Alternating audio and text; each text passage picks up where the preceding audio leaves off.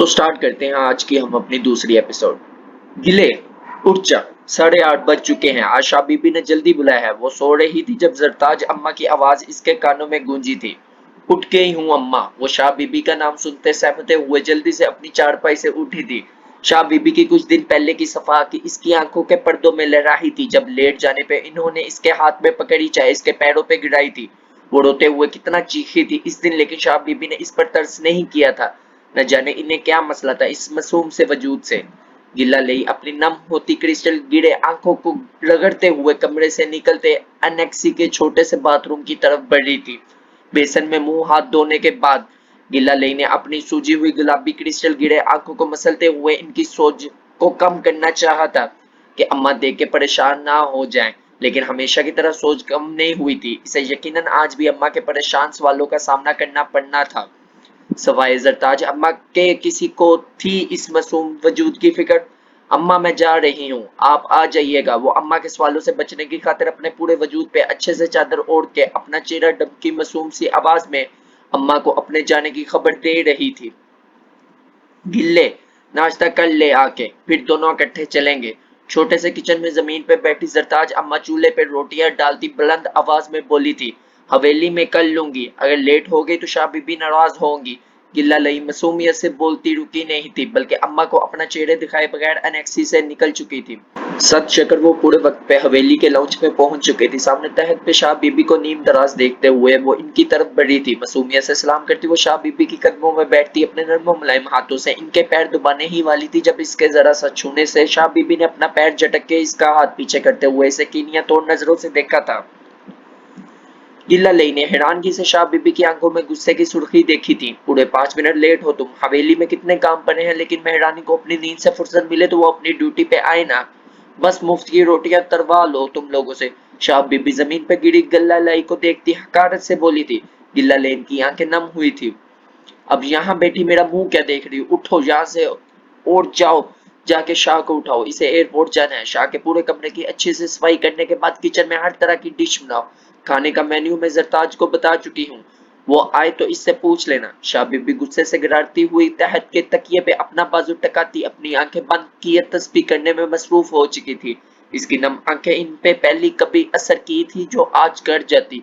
गिल्ला लई अपने नर्मो नाजिक गालों पे बहते आंसू घर के साफ करती जमीन से उठी थी। अब तो इसे तजलील की आदत हो चुकी थी, लेकिन फिर भी न जाने ये आंखें हमेशा आंसुओं का समुंदर क्यों बहाती रहती थी। गिल्ला लई के बस में नहीं था इन आंसुओं को रोकना।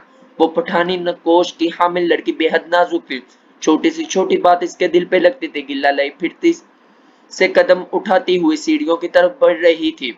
वो ऊपर वाले पोर्शन पे आके शाह के कमरे को दरवाजा खटकाने ही वाली थी जब इसके हाथ लगाने से दरवाजा खुलता चला गया। गिल्ला लई ने तसबजब की कैफियत में कदम अंदर की तरफ बढ़ाते थे।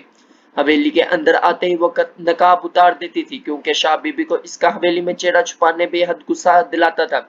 इन्हें लगता था वो शायद नेक या हाजन बीबी बनने के लिए ऐसे ड्रामे करती है, या शायद इसे सबकी तवज्जो लेने का शौक है, इसलिए गिल्ला लई इनकी कड़वी तकसीली बातों के पेश नजर हवेली के मर्दों से नकाब तो नहीं करती थी, लेकिन हाँ, हवेली से निकल के अनेक्सी तक जाते हुए वो तमाम मुलाजमों से अपना चेहरा जरूर छुपाती थी। गिल्ला लई ने इस हाल नमा बड़े से कमरे में दाखिल होते ही बेड पे ऊंधे बूसुए वजूद पे अपनी नजरें दुराई थी, जो कंधों से कुछ नीचे तक कंबल ओढ़ के तकिए को सख्ती से अपने सीने पे बेचे सो रहा था। बूढ़े बाल माथे पे बिखरे हुए थे, जबकि हरी आंखें जिनमें हमा वक्त पेश की लाली छाई रहती थी इस वक्त बंद थी। इसके बढ़नमा चौड़े शाने देखते हुए गिल्ला लई के सुर्ख सफेद दाग दाल लाल हुए थे। इसे समझ नहीं आ रही थी वो इसके पास जाके इसे कैसे उठाए, क्योंकि वो शर्टलेस सोने का आदी था। शायद शर्मों को जग आ रही थी। गिल्ला लई उसे उठाने का इरादा तर्क करती इसके कमरे की सफाई में मशगूल हो चुकी थी। शाह का कमरा तकरीबन हर वक्त बिखरा रहता था। इसकी खनक कब से पूरे कमरे में गूंज रही थी, जो बिलाखिर शाह के आंखें खोलने का सबब बनी थी। शाह की नींद बहुत कच्ची थी। वो छोटी सी खटा की आवाज से उठ जाता था तो ये फिर इसकी चूड़ियों की खनक थी जो शाह को हमेशा से नागवार गुजरी थी। लड़की शाह अपनी नींद अखड़ने पे गुस्से से अपना तकिया अपनी बाहों से आजाद करके जमीन पे फेंकते दाड़ रहा था, जिसपे इसके ड्रेसिंग को सेट करते गिल्ला लई डरते हुए अपनी जगह से उछली थी। आज इतवार था और शाह को सोने के लिए बामुश्किल एक इतवार का दिन ही नसीब होता था। इसमें भी ये लड़की हमेशा किसी न किसी तरह इसकी नींद में हलल डाल देती थी जिसे इसने आज डाला था। शाह की हरी आंखें कुछ नींद और कुछ गुस्से के पेश नजर लाल अंगारा हो रही थी। जी शाह साईं, वो इसके धारने पे अपना चेहरा इसकी तरफ मोड़ती बेहद मासूमियत से बोली थी, लेकिन फिर इसे गुस्से से खुद पर से कंबल हटाते देख के गिल्ला लई शर्म हया से दहकती अपनी नजरें झुका चुकी थी। क्या मसला है तुम्हारे साथ? क्यों हर रोज मेरी नींद बर्बाद करने आ जाती हो? हवेली में और काम नहीं है जो तुम्हें सफाई के लिए मेरा कमरा ही मिलता है? शाह चेहरे पे सख्त तासरात लिए बेड से उठ के इसके करीब आता गुस्से से फंकार रहा था। इसके दाढ़ने पे गिल्ला लाई ने अपनी नजरें उठाते हुए शाह की तरफ देखा था, लेकिन शाह के चौड़े सफेद सिक्स पैक चटाई सीने को देखते हुए वो अगले ही पल चिपती हुई नजरें झुका चुकी थी। इसका रंग तांबे की मानद सुर्ख हुआ था। गनीश पापल के आर्जों पे सजदा रेज हुई थी। अब किस मुराकबे में जा चुकी हो? शाह इसके सुर्ख होते चेहरे को कहर बरसाती निगाहों से देखता, सोफे से अपनी शर्ट उठा के फेंकता।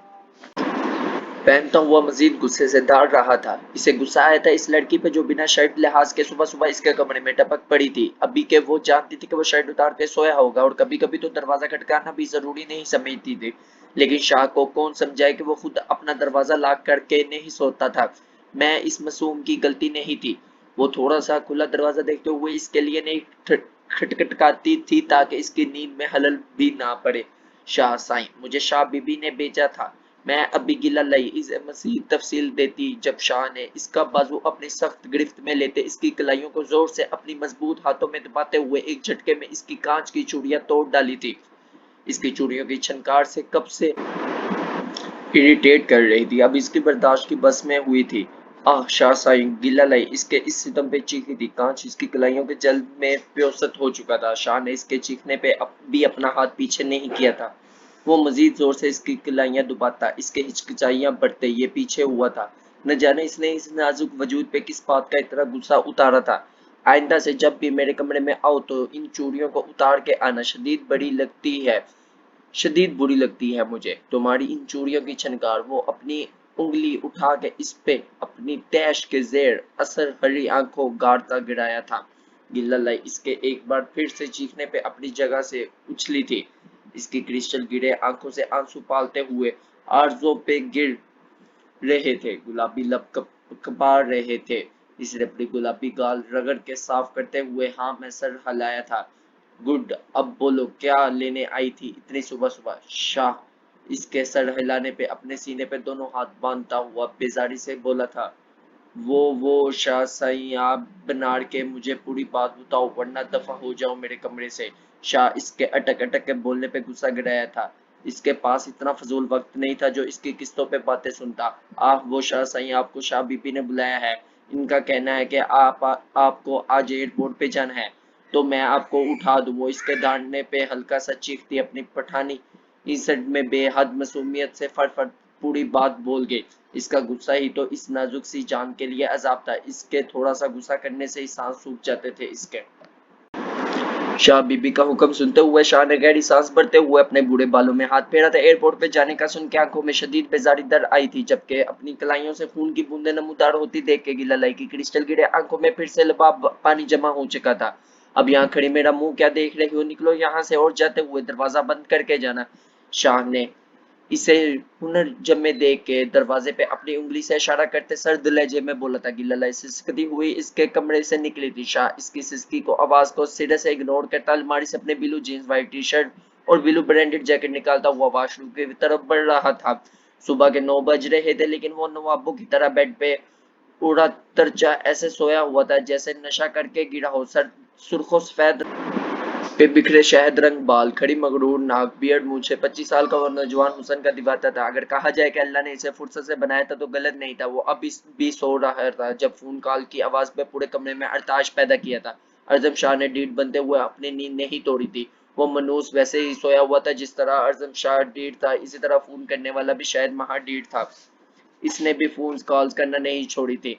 अर्जम शाह ने अपनी नींद का खुमार लिया शायद रंग आंखें वाह करते हुए साइड टेबल पे पड़े अपने फोन को घोट के देखा था, जैसे सारी गलती ही फोन की हो। फोन कॉल की रिंग अभी तक जारी ही थी। अर्जम शाह ने साइड टेबल की तरफ खिसकते हुए फोन उठा के कान को लगाया था जब दूसरी तरफ से सब दोस्तों से इकट्ठी गालियां सुनते हुए इसकी नजरें बेसाख्ता घड़ी की तरफ गई थी। हाँ तेरी तो 32 ही निकलेगी, अपना नंबर तो फाइनल एग्जाम्स में ही पूरे कर लेगा, दोस्तों की फिक्र नहीं है। बेफैज साले को नो नफल इमोशनल ब्लैकमेल करते हुए बोला था। तो साले किसने बोला था कि जब मैं सर को टेस्ट का बोल रहा हो तो सबसे पहले हाथ खड़ा करके यस सर हम कर लेंगे बोलेंगे। अरजब शाह अपने शायद रंग बालों में हाथ फेर के बेड से उठता हुआ इसकी नकल उतारते हुए बोला था। आपका मिलाया गया नंबर फिलहाल नींद में है, बड़े मेहरबानी इसे तंग करने से परहेज कीजिए। अर्जम शाह कॉन्फ्रेंस कॉल पे दोस्तों की गालियों को सिरे से नजरअंदाज करता फिर से अपने सर तकिए पे फेंक के आंखें मूंदता नींद में डूबी आवाज में गोया था, मैं तेरा खून पी जाऊंगा शाह अगर आज यूनी ना आया तो। तुझे किस काफिर ने बोला था टेस्ट लिखवा के खुद छुट्टी करके बैठ जाए? हमजा गुस्से से आवाज से बोला था, जिस पे अर्जम शाह का नींद में कहफा बुलंद हुआ था। इस कहफे पे दूसरी तरफ मौजूद इसके तमाम दोस्त जी भर के सलगते थे। शाह तुझे कसम है यूं नहीं आज या कसम खुदा की एक लफ्ज नहीं पढ़ा तेरे बगैर तो पढ़ा भी नहीं जा रहा जाना। तू नहीं होगा तो हम पास कैसे होंगे? अब के बार वली अपनी आवाज को लड़कियों की तरह बनाते हुए बोला था, जिस पे अर्जब शाह का पहले से ऊंचा कहकफा बुलंद हुआ था। शाह कसम है तुझे हमारी होने वाली भाभी की, आजा शाह आजा तेनू अखियां उड़ीक दियां सजना तेनू। अभी माइकल इसे कसम देने के बाद अपनी बेसुरी आवाज में मजीद गाता जब अर्जब शाह बदमजा होता, अपना फोन कान से दूर कर चुका था। आज इकबाल के शहीनों का इम्तिहान था तो लिहाजा इम्तिहान पे तवज्जो दो, ना कि इकबाल की नाक ना कटवा देना, वो तुम जैसे नालायक शहीनों के पर काट देगा। अर्जम शाह रोब से बोलता बिना किसी के मजीद सुने फोन काट के सोफे पे फेंक चुका था। अर्जम शाह अपने दोस्तों के साथ जितना शौक था अजनबियों के साथ वो इतना ही संजीदा था। इसके दोस्तों की अगर किसी के साथ लड़ाई हो जाती तो सबसे पहले अर्जम शाह को याद किया जाता था, क्योंकि इसे सबको मारने पीटने का बेहद शौक था।